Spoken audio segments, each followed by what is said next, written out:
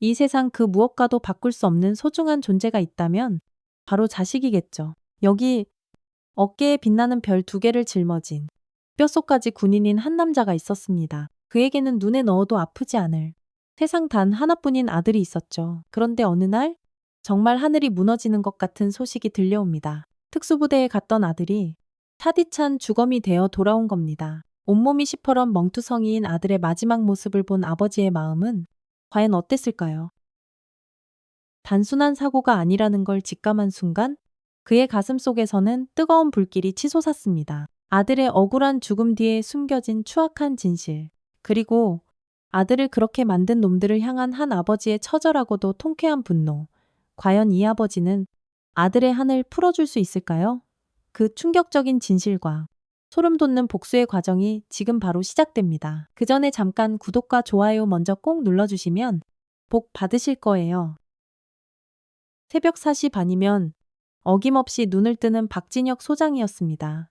창밖은 아직 한밤중처럼 짙은 어둠에 잠겨 있었지만 그의 하루는 이미 시작된 것이나 다름없었죠. 군복을 입고 허리를 꼿꼿이 펼 때마다 어깨 위에 별 2개가 묵직한 책임감으로 다가왔습니다. 평생을 군에 몸담아 국가에 헌신해온 그였지만 그런 진혁에게도 세상 그 무엇과도 바꿀 수 없는 심장보다 더 귀한 존재가 있었으니 바로 외아들 박서준이었습니다. 서준이는 이름처럼 올곧고 반듯하게 자라준 진혁에게는 삶의 빛이자 유일한 약점이기도 했습니다. 아들 서준이가 아직 작고 여린 손으로 제 아비의 군복 자락을 붙잡고 놓지 않던 시절이 있었습니다. 잦은 훈련과 비상 상황으로 집을 비우기 일쑤였던 진혁은 늘 아들에게 미안한 마음을 품고 살았죠. 하지만 서준이는 단 한 번도 아버지를 원망하거나 투정을 부린 적이 없었습니다. 오히려 또래 아이들이 만화 주인공을 이야기할 때 우리 아버지가 최고로 멋있다며 자랑하고 다니던 속 깊은 녀석이었어요. 그런 아들이 훌쩍 자라 아버지의 길을 따르겠다며, 그것도 가장 힘들다는 특수부대에 지원하겠다고 했을 때 진혁의 가슴은 뜨거운 무언가가 울컥 치밀어 오르면서도 한편으로는 서늘한 불안감에 휩싸였습니다. 그 길이 얼마나 고되고 위험한 길인지 수많은 부하들의 삶과 죽음을 지켜봐온 그로서는 누구보다 잘 알고 있었기 때문이었죠. 서준아, 정말 괜찮겠느냐?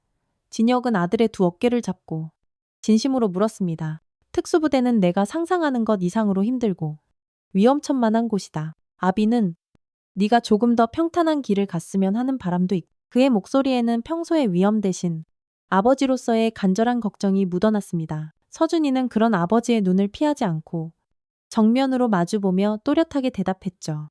아버지, 저도 각오하고 있습니다. 하지만 이겨내고 싶습니다. 아버지의 아들로서, 그리고 대한민국 군인으로서 제 자신에게 부끄럽지 않은 길을 가고 싶습니다. 그 단단하고 흔들림 없는 눈빛에서 진혁은 이미 아들의 결심을 꺾을 수 없음을 깨달았습니다. 마치 젊은 시절 자신이 군인의 길을 처음 선택했을 때의 모습을 보는 듯 했으니까요. 결국 아들의 고집을 꺾지 못하고 허락했지만 마음 한구석에는 마치 무거운 돌덩이 하나가 올려진 듯 불안함이 가시지 않았습니다. 그렇게 서준이는 뜨거운 여름 햇살 아래 아버지의 걱정을 뒤로하고 특수부대 훈련소로 향했습니다. 그 뒷모습을 한참이나 바라보던 진혁의 눈시울은 붉게 젖어 있었죠. 서준이가 입소하고 처음 몇 주 동안은 훈련소에서 붙여오는 아들의 편지가 유일한 낙이었습니다. 서툰 글씨로 꾹꾹 눌러 쓴 편지에는 낯선 환경과 고된 훈련에 대한 긴장감과 함께 새로운 동기들과의 이야기, 그리고 아버지를 향한 존경과 다짐이 담겨 있었죠. 아버지, 이곳 훈련은 상상 이상으로 힘듭니다. 하지만 매일 밤 아버지 얼굴을 떠올리며 힘을 냅니다. 꼭 수료해서 아버지께 늠름한 모습을 보여드리겠습니다. 진혁은 그 편지를 읽고 또 읽으며 아들의 씩씩함에 안도하면서도 여전히 마음을 놓을 수는 없었습니다. 괜스레 편지지에 얼룩이라도 져 있을까? 글씨가 떨리지는 않았을까? 노심초사하며 아들의 안위를 걱정하는 것은 어쩔 수 없는 아버지의 마음이었죠. 그런데 한 달이 지나갈 무렵부터 서준이의 편지가 눈에 띄게 뜸해지기 시작했습니다. 처음에는 훈련 강도가 높아져 편지 쓸 시간조차 없는 것이겠거니 대수롭지 않게 넘기려 했어요. 하지만 이따금 도착하는 편지의 내용은 이전과는 사뭇 달랐습니다. 씩씩하던 아들의 목소리는 온데간데 없고 문장마다 깊은 피로감과 알 수 없는 불안감이 배어 있었죠.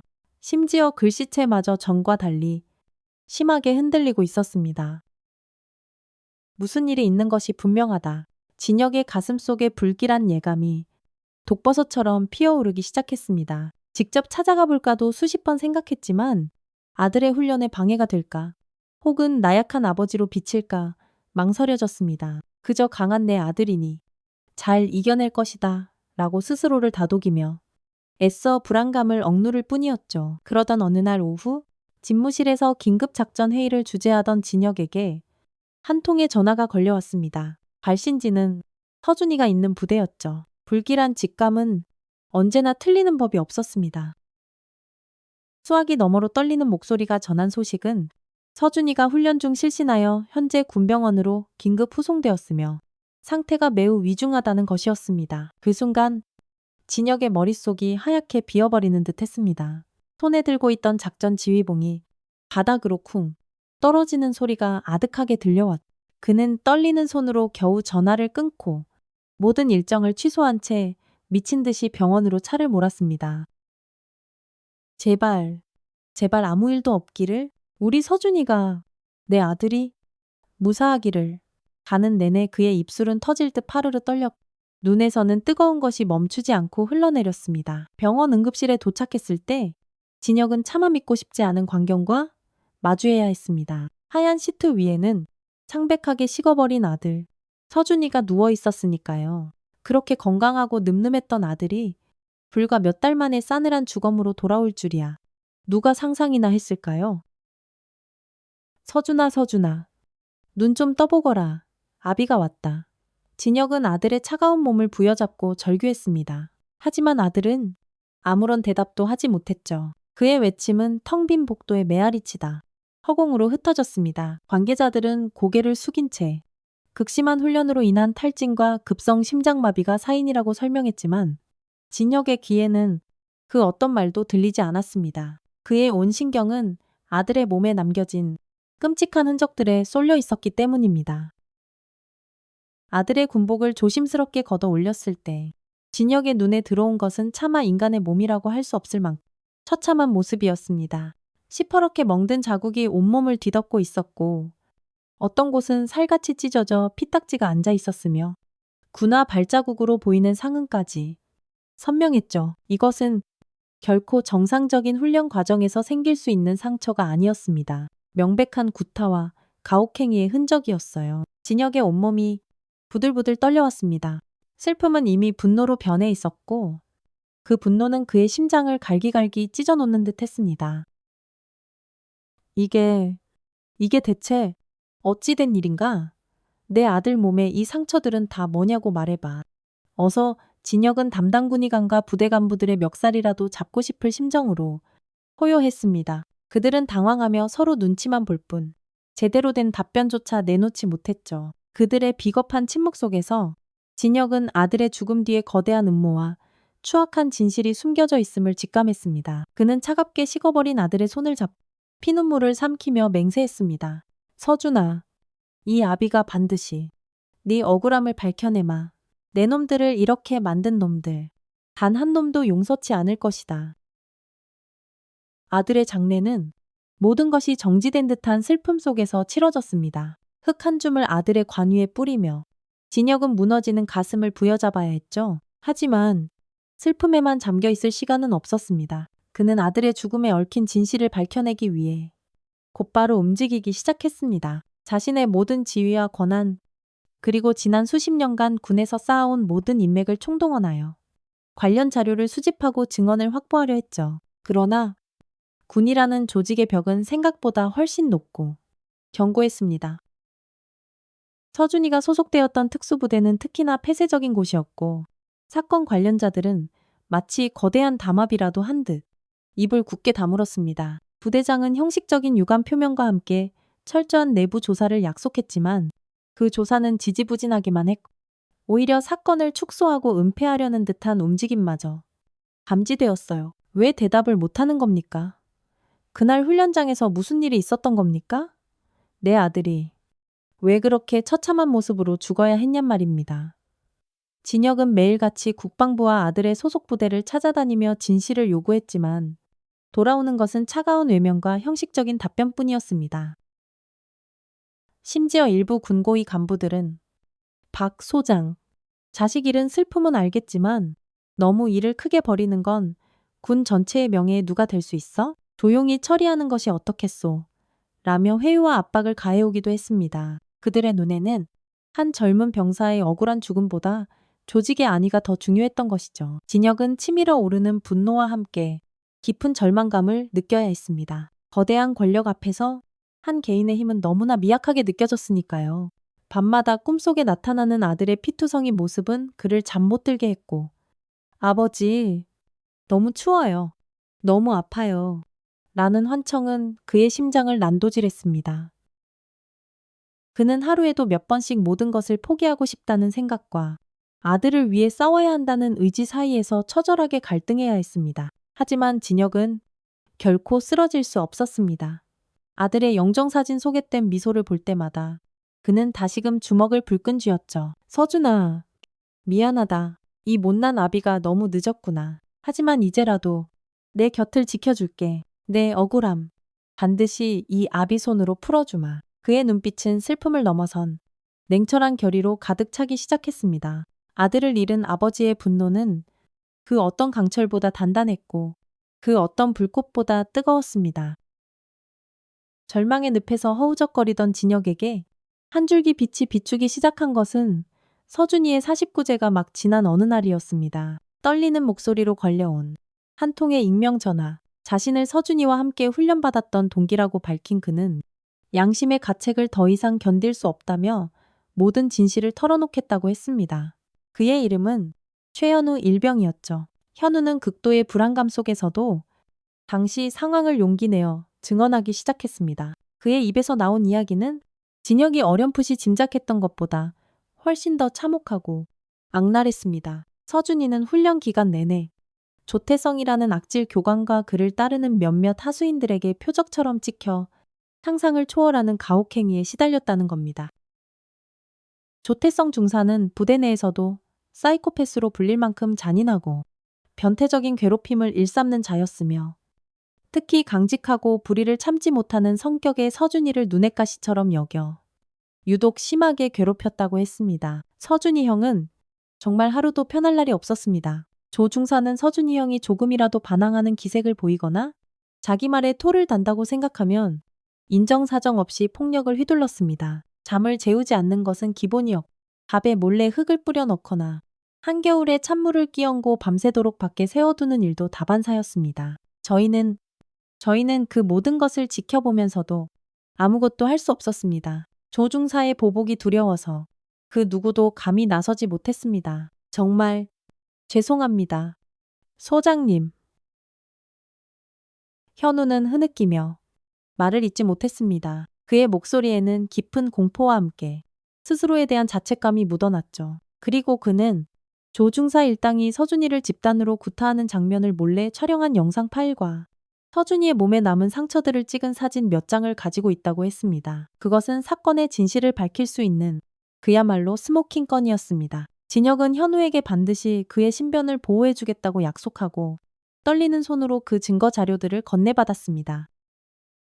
파일을 열어본 진혁의 눈앞에는 지옥도가 펼쳐졌습니다. 어두컴컴한 창고 안 조태성 중사와 그의 패거리들은 서준이를 둘러싸고 낄낄거리며 발길질을 하고 있었고 서준이는 피를 토하면서도 끝까지 눈을 부릅뜨고 그들을 노려보고 있었습니다. 영상은 서준이가 결국 의식을 잃고 쓰러지는 장면으로 끝이 났고 그 옆에서는 교관들이 담배를 피우며 아무 일 없다는 듯 히히덕거리는 소름 끼치는 소리까지 녹음되어 있었죠. 진혁은 모니터를 향해 주먹을 날렸습니다. 이 개만도 못한 놈들 내 아들한테 어떻게 이런 짓을 절대로 용서하지 않겠다. 그의 사무실에는 짐승의 울부짖음과도 같은 절규가 울려 퍼졌습니다. 진혁은 더 이상 한순간도 지체할 수 없다고 판단했습니다. 그는 즉시 군검찰에 박서준 훈련병 사망 사건에 대한 공식적인 재수사를 강력히 요청했고 최현우 일병이 목숨을 걸고 제공한 영상과 사진들을 결정적인 증거로 제출했습니다. 동시에 그는 자신이 가진 모든 것을 걸고 이 사건을 언론에 알리기로 결심했습니다. 군 내부의 자정 능력만으로는 이 거대한 악을 뿌리 뽑을 수 없다는 것을 깨달았기 때문이었죠. 아들의 억울한 죽음을 세상에 공론화시켜 다시는 이런 비극이 이 땅에 되풀이되지 않도록 만들어야 한다는 절박함이 그의 모든 행동을 이끌었습니다. 군 수뇌부의 엄청난 반발과 회유, 심지어 협박까지 이어졌습니다. 하지만 그는 눈 하나 깜짝하지 않았습니다. 이미 모든 것을 잃은 아버지에게 두려움이란 존재하지 않았으니까요. 언론 보도가 시작되자 대한민국은 그야말로 발칵 뒤집혔습니다. 별 2개를 단 장군의 아들이 군대 내 가혹행위로 사망했다는 사실, 그리고 그 끔찍한 증거 영상은 온 국민을 경악과 분노에 빠뜨리기에 충분했습니다. 이것이 과연 21세기 대한민국 군대의 모습인가? 내 아들도 군대에 보냈는데 밤에 잠이 안 온다. 살인마 교관들을 당장 사형시켜라. 국민들의 분노는 하늘을 찔렀고 국방부 홈페이지는 항의글로 마비될 지경이었습니다. 청와대 국민청원 게시판에는 가해자들의 엄벌과 군개혁을 요구하는 청원이 순식간에 수십만 명의 동의를 얻었죠. 여론의 엄청난 압박에 결국 국방부 장관이 직접 대국민 사과를 하고 특별수사본부를 구성하여 한 점 의혹 없이 철저하게 진상을 규명하겠다고 발표하기에 이르렀습니다. 상황은 이제 걷잡을 수 없이 커졌고 그 누구도 이 사건을 함부로 덮거나 왜곡할 수 없게 된 것입니다. 특별수사본부의 재수사는 이전과는 비교할 수 없을 정도로 신속하고 강도 높게 진행되었습니다. 진역이 제출한 명백한 증거들과 최현우 일병의 용기 있는 증언 앞에서 조태성 중사를 비롯한 가해 교관들은 더 이상 빠져나갈 구멍이 없었습니다. 초기에는 기억나지 않는다. 정상적인 훈련 과정이었다라며 혐의를 완강히 부인하던 그들이었지만 속속 드러나는 추가 증거들과 다른 목격자들의 증언이 이어지자 그들의 파렴치한 거짓말은 산산조각 나기 시작했습니다. 특히 조태성 중사는 과거에도 수차례 비슷한 가혹행위를 저질렀으나 교묘하게 법망을 빠져나가거나 솜방망이 처벌에 그쳤던 사실까지 드러나면서 국민들의 분노는 극에 달했습니다. 그는 이번에도 어떻게든 책임을 회피하기 위해 부대 내 다른 간부들에게 박진혁의 아들 죽음을 빌미로 군을 흔들려 한다. 절대 협조하지 말라는 식으로 거짓 정보를 퍼뜨리거나 심지어 야밤에 진혁의 집 근처를 배회하며 무언의 압력을 가하는 등 비열한 작태를 서슴지 않았습니다. 어느 날 밤 진혁은 조태성으로부터 직접 전화를 받았습니다. 그의 목소리는 예상외로 차분했지만 그 안에 숨겨진 교활함과 악의는 고스란히 느껴졌죠. 박진혁 소장님. 아니, 이제는 그냥 박진혁 씨라고 불러야 하나. 뭐 어쨌든 서준이 일은 참 안타깝게 됐습니다. 하지만 이미 엎질러진 물 아닙니까? 죽은 아들이 살아 돌아오는 것도 아니고 제가 할 수 있는 한 최대한의 성의를 보이겠습니다. 조용히 넘어가 주시면 서준이 목까지 제가 책임지겠습니다. 어떠십니까? 그 역겨운 제안에 진혁은 온몸의 피가 거꾸로 솟는 듯한 분노를 느꼈습니다. 하지만 그는 최대한 감정을 억누르며 차갑게 대답했죠. 조태성, 내 놈의 그 더러운 주둥이로 내 아들 이름을 함부로 올리지 마라. 내 놈이 내 아들에게 저지른 짓은 1000번을 죽어도 용서받지 못할 것이다. 돈 그깟 푼돈으로 내 아들의 목숨값을 흥정하려 들어 내 놈은 인간이기를 포기한 짐승에 불과하다. 법의 심판을 달게 받아라. 그리고 지옥에서 내 아들에게 무릎 꿇고 사죄하게 될 날을 기다려라. 진혁의 목소리는 얼음장처럼 차가웠지만 그 안에는 화라산처럼 들끓는 분노가 담겨 있었습니다. 전화기 너머로 조태성의 거친 숨소리가 들려왔고 그는 아무 대답 없이 전화를 끊어버렸습니다. 그 순간 조태성은 자신의 앞에 놓인 것이 벼랑 끝이라는 것을 어렴풋이나마 직감했을 겁니다.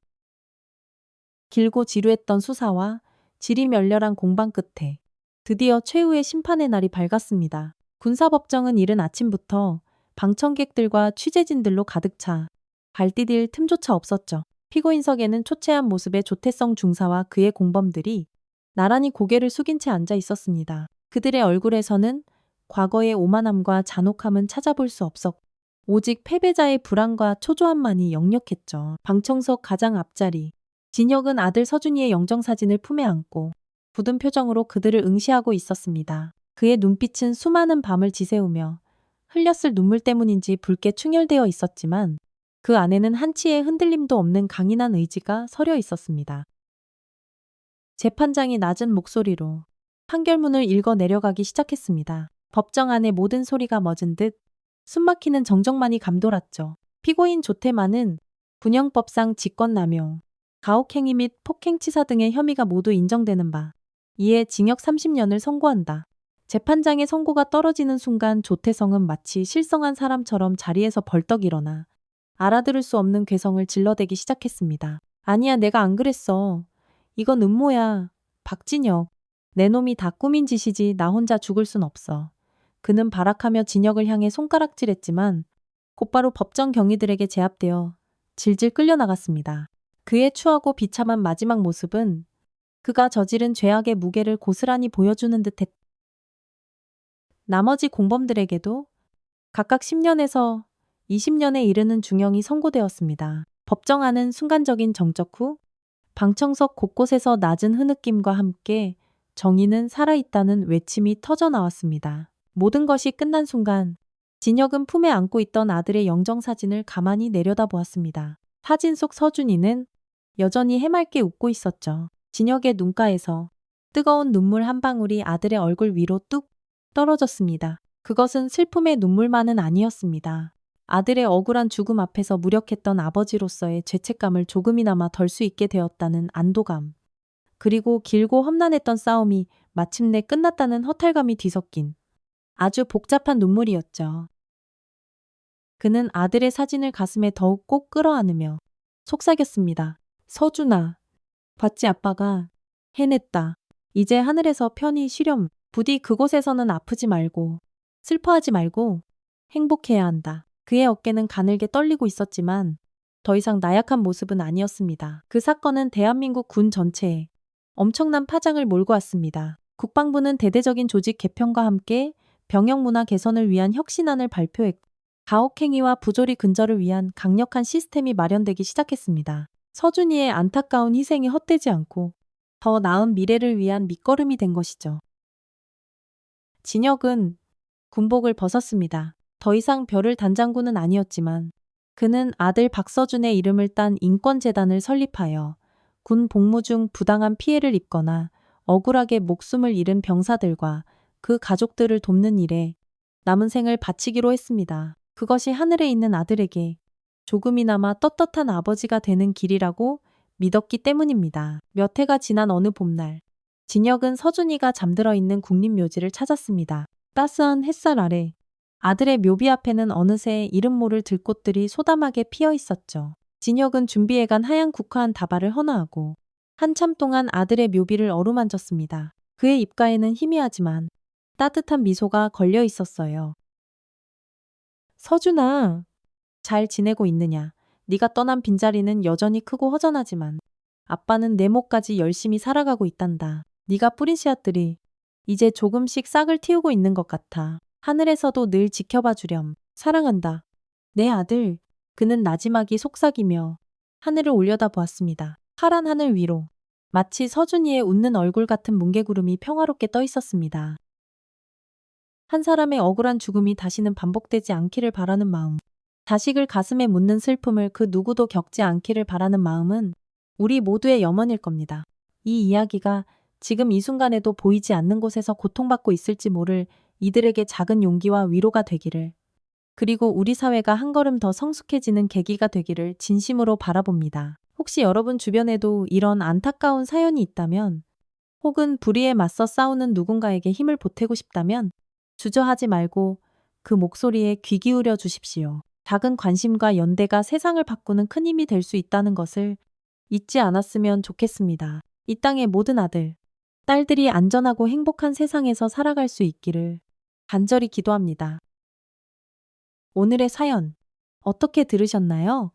여러분이 원하는 결말을 댓글로 남겨주시면 제작에 참고하겠습니다. 지금까지 구독자분들과 함께 결말을 만드는 채널 노후의 명작이었습니다. 오늘도 귀한 시간 내어주시고 끝까지 시청해주신 구독자 여러분, 진심으로 감사드립니다. 그리고 사랑합니다. 다음 영상을 누르시기 전에 잠깐 구독과 좋아요 먼저 꼭 눌러주시면 부자 되실 거예요.